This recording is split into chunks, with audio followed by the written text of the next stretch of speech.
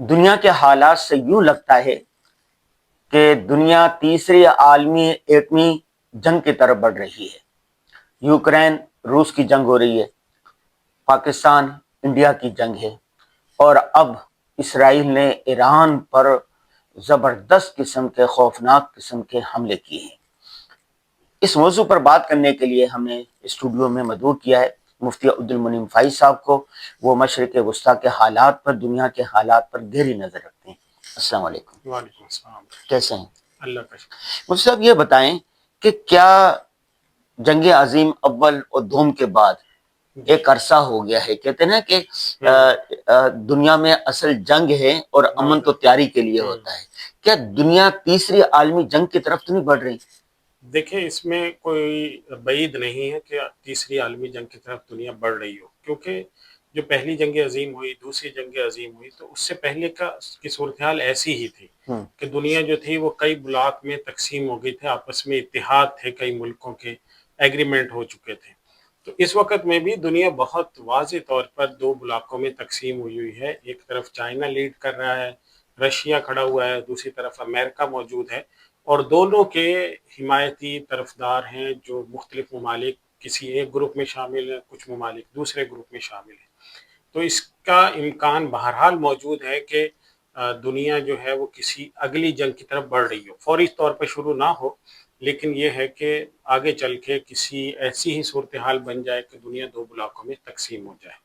مطلب اگر یہ جنگ ہوئی، یہ تو ایٹمی جنگ نہیں ہوگی، میزائلوں کی جنگ نہیں ہوگی، دنیا تو تباہی کی طرف جائے گی۔ فی الحال تو دیکھیں، جہاں پہ ایٹمی قوتیں موجود ہیں یا ایٹمی قوتیں آپس میں ٹکرانے لگتی ہیں، وہاں پوری دنیا فکر مند ہو جاتی ہے، کیونکہ دنیا کے پاس جو موجود ایٹم بم ہیں وہ کئی مرتبہ پوری دنیا کو تباہ کر سکتے ہیں۔ پاکستان کے پاس 150 سے اوپر ایٹم بم ہیں، انڈیا کے پاس تقریباً 150 کے قریب ایٹم بم ہیں، اور اگر خدا نخواستہ ایسی کوئی جنگ چھڑتی ہے تو اس کے نتیجے میں امریکہ، یورپ، یہ پوری دنیا اس کی لپیٹ میں آئے گی، کیونکہ ایٹم بم کی جو تابکاری ہے وہ کسی ایک ریجن تک پھر محدود نہیں رہتی۔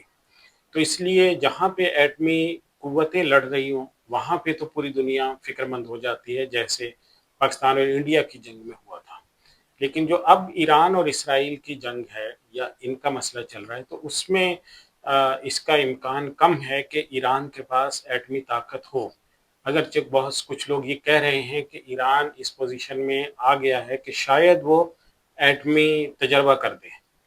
اگر اس نے ایسا کر دیا تو جنگ رک جائے گی، اگر اس نے ایسا نہ کیا، یا جیسے بظاہر لگتا ہے کہ وہ نہیں کر سکے گا، کیونکہ ڈونلڈ ٹرمپ کا بھی بیان ہے کہ ہم ایران کو ایٹمی طاقت نہیں بننے دیں گے، تو بظاہر یہی لگتا ہے کہ ایران جو ہے اس کے پاس یورینیم تو افزودہ موجود ہے، انرچ جو ہے 60% سے زیادہ، تقریباً 90% کے لگ بھگ، وہ کتنی ہے یہ بھی پتہ نہیں ہے، لیکن بہرحال اس کے پاس یورینیم افزودہ موجود ہے، اور آگے جو اگلا سٹیپ ہے وہ یہی ہے کہ وہ ایٹم بم بنا سکے گا۔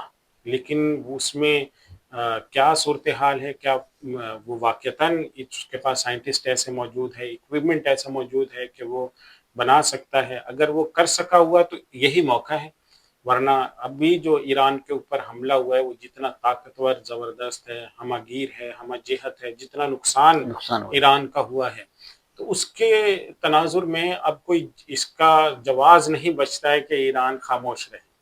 ایران کو بہرحال جواب دینا ہوگا، ورنہ اس سے پہلے جو فلسطین کے جو حماس کے سپریم کمانڈر جو تھے، اسماعیل ہانیہ کی شہادت ہوئی، کتنا بڑا پہلے حملہ ہوا اسرائیل کی طرف سے، تو ایران کوئی جواب نہیں دے سکا، اور ابھی بھی ایران کے پاس چونکہ فضائی قوت نہیں ہے، تو کوئی طیارے نہیں ہیں اس کے پاس، اور اسرائیل نے جن طیاروں سے حملہ کیا ہے وہ بہت ایڈوانسڈ ہیں، 5th جنریشن والے۔ اب انہوں نے F-35 استعمال کیا ہے، F-16 استعمال کیا ہے، F-15 استعمال کیا، تو اسرائیل نے جو ایڈوانس ٹیکنالوجی سے حملہ کیا ہے، اور ایران کچھ بھی نہیں کر سکا فی الحال۔ اس خطے میں مشرق وسطیٰ میں اسرائیل اور ایران ہی بڑی طاقتیں ہیں، تو دونوں اگر جنگ لڑتی ہیں تو تباہی نہیں آئے گی؟ بس تباہی میرے خیال یہ ہے کہ اسرائیل اور ایران اور امریکہ کی جو کیلکولیشن ہے وہ یہ ہے کہ ابھی ایران کے پاس کوئی ایسی طاقت نہیں آئی ہے، اور ابھی وہ موقع ہے کہ ایران کے جو یورینیم کی انریچمنٹ کرنے والے پلانٹ ہیں ان کو وہ ڈسٹرائے کر دیں. اسی لیے انہوں نے اس پہ حملہ کیا ہے کہ جو ان کے یورینیم افزودگی کے جو ان کے ایٹمی ری ایکٹر جہاں پہ لگے ہوئے ہیں تو وہاں پہ اسرائیل نے حملہ کیا ہے. تو دیکھیں ابھی آگے چل کے واضح ہوگا کہ وہ کس قدر نقصان ہوا ہے اس سے، کیونکہ بہرحال اسرائیل کی اور امریکہ کی یہ کوشش تو بھرپور ہے، اور یہ ممکن نہیں ہے کہ امریکہ نے اس کو سپورٹ نہ کیا ہو. ظاہر ہے کہ طیارے بھی سارے دیے ہوئے امریکہ کے، یہ جو F-35 ہے، F-16 ہے، F-15 ہے، یہ اصلاً امریکہ سے لیے ہوئے ہیں، اسرائیل کے اپنے تو بنائے ہوئے نہیں ہیں. تو اس وجہ سے اب یہی لگتا ہے کہ آگے جو امریکہ ہے وہ بھی چاہتا ہے کہ اس کو ڈسٹرائے کر دیں. اچھا، دنیا میں ہم دیکھیں نا، 3 ملکوں میں 3 بڑے جنگیں ہو رہی ہے. ایک یوکرین روس جنگ ہو رہی ہے، تو روس تو ایٹمی طاقت ہے، یہ جنگ کیوں نہیں ختم ہو رہی؟ دیکھیں یہ روس تو ایٹمی طاقت ہے، اسی وجہ سے یہ خدشہ ہے کہ اگر کوئی تیسری طاقت ان کے درمیان نہیں گھستی ہے یا ان کے درمیان کوئی پیچ اپ نہیں کروا دیتے ہیں تو اس کے نتیجے میں پھر اگر اس جو رشیا ہے وہ کمزور پڑا یا اس کا نقصان ہوا یا اسے شکست ہونے لگی تو آخر میں وہ ایٹم بم چلا دے گا. تو یوکرین کے پاس تو یہ طاقت نہیں ہے. یوکرین جو اسٹینڈ کر رہا ہے یا کھڑا ہوا ہے وہ تو امریکن اسلحہ ہے، یورپین اسلحہ ہے، ان کا جو نیٹ ایگریمنٹ ہوئے ہیں نیٹو کے ساتھ وہ اس کے پیچھے کھڑے ہیں. بہت بڑا اسلحہ ان کو دیا کہ رشیا سے جنگ لڑنا کوئی معمولی بات تو نہیں ہے. تو اس وجہ سے وہاں پہ بھی دو یوں سمجھے کہ ایٹمی طاقتیں نہیں ہیں. تو جو ایٹمی طاقت ہے اس کو رام کرنے کی کوشش کر رہے ہیں. ابھی ڈونلڈ ٹرمپ نے اسی وجہ سے اسرائیل کو وہ رشیا کو انگیج کیا ہے. تو روس کے ساتھ انہوں نے بات چیت کی ہے اور اس مسئلے کو کسی حد تک انہوں نے کنٹرول کرنے کی کوشش کی ہے. مصعب، یہ جو چھوٹے چھوٹے ممالک ہے، گویا یہ پراکسی ہے. اصل جنگ امریکہ روس امریکہ اور چائنا وغیرہ کی جنگ ہے. ایسی یہ بات صحیح. دیکھیں چھوٹے جو ممالک ہیں ان کو بہرحال عالمی تناظر کے اندر یہ دیکھنا ہوگا اپنے کہ بقا ان کی کے لیے اپنی کیپیبلٹی کیا ہے، ان کی صلاحیت کیا ہے. جیسے پاکستان ہے وہ چین کے ساتھ ہے تو ظاہر ہے پاکستان کو پتہ ہے کہ میری لیمیٹیشنز ہیں. پاکستان معاشی طور پہ کمزور ملک ہے. ہمارے پاس جو ہے جو فارن ریزروز ہیں وہ 10 12 14 ارب ڈالر موجود ہوتے ہیں. تو ہم اس فارن ریزرو کے ساتھ تو جنگ نہیں لڑ سکتے. تو جنگ کے اندر تو ایک دن کے اندر 1 ارب ڈالر خرچہ ہو رہا ہوتا ہے. تو جنگ بہت مہنگا وہ خرچہ مانگتی ہے. ابھی آپ صرف دیکھیں کہ انڈیا کے جو ہم نے طیارے گرائے تو وہ 1 ارب ڈالر سے زیادہ کے تو وہی گرا دیے. جو ان کا ایئر ڈیفنس سسٹم ہے 1.5 ارب ڈالر سے زیادہ تو وہ مہنگا ہے. اگر ایک بھی آپ نے تباہ کر دیا تو 1.5 ارب ڈالر انڈیا کا تباہ ہو گیا. تو انڈیا کی چونکہ معیشت بڑی ہے، 3 ٹریلین ڈالر سے زیادہ کیا ان کا جی ڈی پی ہے، اس وجہ سے وہ مزید بھی خرچ کر رہا ہے. اور ان کی چونکہ ڈیفنس کا جو بجٹ ہے وہ تقریباً 80 ارب ڈالر ہے. تو پاکستان کا جو ڈیفنس کا بجٹ ہے وہ تقریباً 8 ارب ڈالر تھا. ابھی اس میں 20% انکریز کیا ہے. تو بہرحال مطلب یہ ہے کہ جو چھوٹے ممالک ہیں ان کو اپنی کیپیسٹی کا اندازہ کرتے ہوئے بڑے ملکوں کے ساتھ اتحاد کرنے پڑتے ہیں اور اسی کے ذریعے سے پھر وہ اپنی یہ اصل میں بقا کی ہی جنگ ہوتی ہے. اتحاد بھی بقا کی جنگ ہوتا ہے، معاہدات بھی بقا کی جنگ ہوتے ہیں اور اسی کے ذریعے سے پھر ملک جو ہیں وہ اپنے تحفظ کو یقینی بناتے ہیں. مجھ سے یہ ایک بات بتائیے، جیسے جنگ عظیم اول ہوئی یا دوم ہوئی یا ابھی ہے، یہ جو اتحاد بنتے ہیں یہ اپنے اپنے مفادات کے لیے بنتے ہیں یا مسلم کفر کی طاقتیں بنتی ہے؟ کہ مسلم دیکھنا حدیث پاک میں آتا ہے مسلمان ملت واحدہ ہے اور کفر ملت واحدہ ہے. تو مسلمان ایک طرف ہوں وہ دوسرے طرف ہوں، یا ان کو قطع نظر یہ صرف اپنے مفادات کے لیے اپنے تحفظ کے لیے یہ بلاک بنتے ہیں؟ دیکھیں جو اس وقت ابھی جو موجودہ صورتحال ہے اس میں تو کوئی بھی اسلامی مملکت اتنی مضبوط ہے نہیں کہ وہ اپنا بلاک کوئی تشکیل دے سکے. دنیا میں جو معاشی طور پہ مضبوط اسلامی ممالک ہیں ان میں مثلا ملائیشیا ہے وہ بالکل ایک طرف ہے، وہ کسی جنگ میں پڑتا ہی نہیں ہے. دوسری طرف میں آپ دیکھ لیں ٹرکی ہے، اس نے بہت سی جگہوں پہ حصہ لیا ہے لیکن وہ شاید عسکری طور پہ اتنا مضبوط نہیں ہے. انہوں نے بہت ٹیکنالوجی ان کے پاس اچھی ہے، ڈرون اچھے بناتے ہیں، جہاز اچھے بنا رہے ہیں لیکن اس کے آگے ان کے پاس کچھ نہیں ہے. تو اگر جنگ ہو تو اس کے اندر پھر اس سے آگے کی طاقت چاہیے، مطلب یعنی ایٹمی طاقت نہیں ہے ان کے پاس. تو اس وقت میں کوئی اسلامی اتحاد تو ایگزسٹ نہیں کرتا. یہ جنگ عظیم اول جو دوم جو ہوئی ہے اس وقت تو ترکی پاور میں تھا نا؟ نہیں، وہ اس جنگ عظیم دوم میں تو ترکی ختم ہو گیا، خلافت عثمانیہ ختم ہو گئی تھی۔ جنگ عظیم اول میں جو خلافت عثمانیہ طاقتور تھی، لیکن وہ اس وقت بھی خلافت عثمانیہ نے جرمنی کا ساتھ دیا تھا، کیونکہ جرمنی کا ساتھ دینے کی وجہ یہ تھی کہ برطانیہ اور فرانس اس کے کئی حصوں پہ قبضہ کر چکے تھے۔ برطانیہ اس سے پہلے ہی خلافت عثمانیہ کا مصر چھین چکا تھا، صحیح، تو برطانیہ اور فرانس کے اتحاد سے ان کی ایک نیچرل جنگ تھی، تو اس لیے جنگ عظیم اول میں خلافت عثمانیہ نے جرمنی کا ساتھ دیا تھا۔ تو اس وقت میں بھی جو اتحاد بن رہے ہیں وہ آئیڈیالوجی کی بنیاد پہ، اور اس وقت امریکہ کے مقابلے میں جو بڑا بلاک بن کے سامنے آیا ہے وہ چائنا ہے، رشیا ہے۔ تو چائنا اکنامکس کے اعتبار سے دیکھیں، معیشت کے میدان میں بہت آگے گیا ہے، اور جو رشیا ہے وہ جنگوں کے میدان میں، ٹیکنالوجی میں، اکوپمنٹ میں، جہازوں میں، تو ان چیزوں میں بہت آگے گیا ہے۔ مفتی صاحب، ہم مسلمان ہیں، ہمیں ظاہر بات ہے کہ ہمارے اپنا ایک بیانیہ ہے، اپنا طریقہ کار ہے۔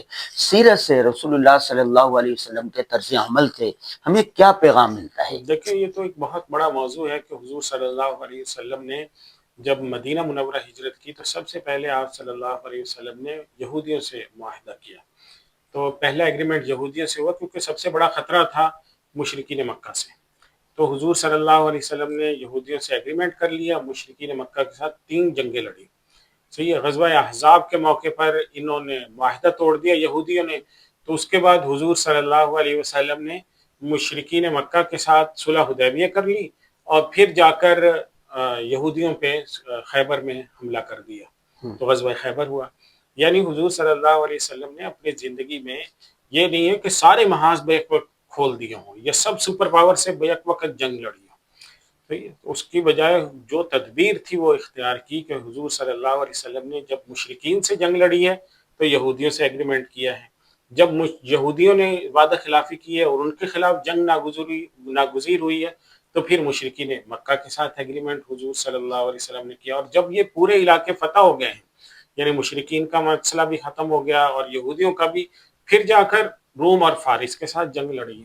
مصعب، اس تاریخ کے تناظر میں اندری حالات عالم اسلام کو، مسلمانوں کو کیا کرنا چاہیے؟ سب سے بڑی چیز وہی کہ قرآن کا جو حکم ہے کہ اعدوا لہم ما استطعتم من قوہ، کہ آپ کو طاقت حاصل کرنی دنیا میں، جو سروائیول آف دا فٹیسٹ، یعنی جو طاقتور ہے وہ بچ جاتا ہے۔ یہ آج بھی حقیقت ہے، سیرت کی بھی یہی حقیقت ہے۔ حضور صلی اللہ علیہ وسلم نے بھی فرمایا کہ الا ان القوۃ ہی الرمی، کہ سب سے جو طاقت ہے جو اللہ حکم دیتا ہے وہ تیر کی ہے، یعنی تیر، اس دور میں تیر اندازی ہوتی تھی کہ اس کو حاصل کرو، اس کے ماہرین پیدا کرو۔ آج کل کے دور میں تیر والا کام میزائلوں کے ذریعے سے ہو رہا ہے، صحیح ہے، ڈرونز کے ذریعے سے ہو رہا ہے، جو فضائی ٹیکنالوجی کے ذریعے سے ہو رہا ہے۔ تو اس کو حاصل کرنا، اپنے دفاع کو مضبوط کرنا، اس کے اوپر خرچ کرنا، یہ بہت ضروری ہے۔ اور جس طرح سے جنگیں چھڑ رہی ہیں، کسی بھی وقت کوئی بھی ملک اپنے مفادات کی خاطر دوسرے پہ حملہ کر رہا ہے، تو پاکستان کے آلریڈی بہت سے دشمن ہیں، تو ایک طرف انڈیا ہے، دوسری طرف اسرائیل کے ساتھ پاکستان کے مسئلہ رہتا ہے، تو اس لیے پاکستان کو یا کسی بھی اسلامی ملک کو یہ ضروری ہے کہ وہ اپنے دفاع کو مضبوط کرے۔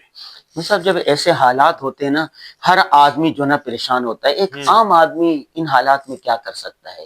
وہ کیا سوچے، کیا کرے؟ دیکھیں، عام آدمی کے لیے تو یہ ہے کہ وہ سپورٹ کرے۔ سب سے بڑی چیز ہوتی ہے کسی ملک کے اندر، وہ مورال ہوتا ہے، مورال ڈاؤن نہ کرے، اپنی فوج کا، اپنے ملک کا، اپنی ریاست کے ساتھ غیر مشروط وفاداری حاصل کرے، اس کا اظہار کریں۔ ایسے موقع پر آپ باہمی اختلافات کا ذکر کرنا، جھگڑوں کا اختلاف کرنا، اس سے فتنہ بڑھتا ہے، اور اسی کے ذریعے سے پھر ملک تباہ ہو جاتے، ٹوٹ جاتے ہیں، کیونکہ بین الاقوامی پریشر کے دوران اگر اندرونی جھگڑے ہوں تو پھر ملک جو ہے وہ بچتے رہے۔ تو اس لیے سب سے پہلی چیز تو یہی ہے کہ اتحاد، اتفاق ہو، اپنی ریاست کے ساتھ کھڑے ہوں۔ اور پھر دوسرے نمبر پہ جہاد کے کئی درجے ہیں نا۔ ایک جہاد یہ ہے کہ من جہز غازیا فقد غزا، جس نے کسی مجاہد کو اسلحہ لے کر دیا اس نے بھی جہاد کیا، جس نے کسی غازی کے گھر والوں کا خیال کیا اس نے بھی جہاد کیا۔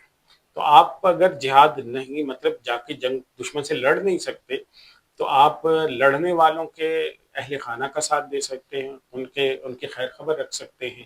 اسی طرح آپ جو ٹیکس دے رہے ہیں اس میں اچھی نیت رکھیں اور اس میں یہ ارادہ کریں کہ میں ٹیکس اس نیت سے دیتا ہوں کہ میری فوج کو اس میں سے اکوپمنٹ ملے گا، تو آپ بھی جہاد میں شریک ہوں گے، کیونکہ جس کی اچھی نیت ہوگی اللہ اس کو ثواب دیتا ہے۔ حدیث شریف میں آتا ہے کہ ایک تیر کی وجہ سے 3 آدمی جنت میں جائیں گے۔ پہلا وہ شخص جس نے اچھی نیت کے ساتھ تیر بنایا ہو، دوسرا وہ شخص جس نے تیر پکڑایا ہو، تیسرا وہ شخص جس نے تیر چلایا ہو۔